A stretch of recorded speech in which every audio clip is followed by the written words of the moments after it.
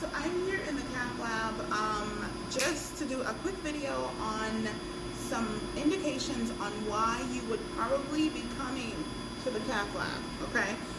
If you're a patient, hopefully this is helpful. If you are a cath lab nurse, hopefully this is helpful as well, right?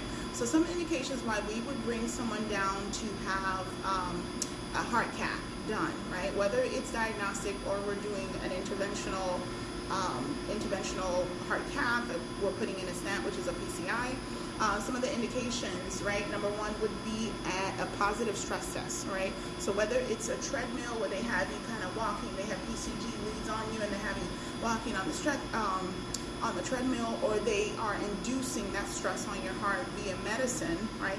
If that test comes up positive and it shows that yes, there is some indication that your heart might not be getting proper circulation, proper blood to the heart vessels to help increase the oxygen demand as your body is working out or stress is being induced. That is called a positive stress test. So you would be coming down here for further workup, and they would be doing a diagnostic heart cath. Okay. Another indication would be if you're having chest pain, right? So if someone's having chest pain, you typically, if you're having that chest pain, we'll put the ECG leads on you. We want to see if you have what we call a STEMI. So when you're looking at your ECG, you have your P, you have your QRS, and then you have your T wave. So right after your QRS, that S and the T, sometimes there's an elevation that happens, almost like a sharp elevation that's going on. We call that ST elevation. So that would be a STEMI, right? ST elevation MI. That's usually an indicator that someone's having a heart attack. If someone's having a STEMI/heart attack, we get called into the cath lab. So that is an emergency situation. And 100% of the time, intervention will be needed. There will be a stent that's being placed, or maybe the vessel just needs to be ballooned, whatever it may be, okay? Another indication is an NSTEMI, right? So meaning you're having chest pain, but when we put the ECG on, we don't see that peak, that ST elevation, right? We call that an NSTEMI.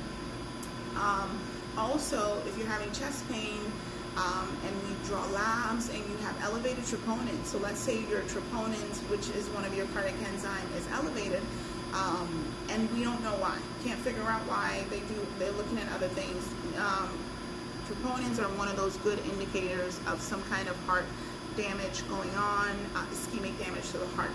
So we would bring you here into the cath lab to do a diagnostic cath case, where we're going in through your artery, right?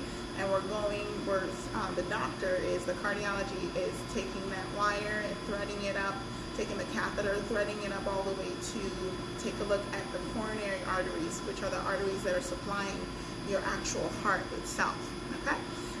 They're going to start, of course, by taking a look at the left side of your coronary arteries and then kind of see if there's any blockages in any of the branches, and then they're going to come to the right side of your coronary arteries to see if there's any blockages as well. If there is nothing there, typically, or maybe they see something that can be treated medically, they will most likely put you on some kind of medication.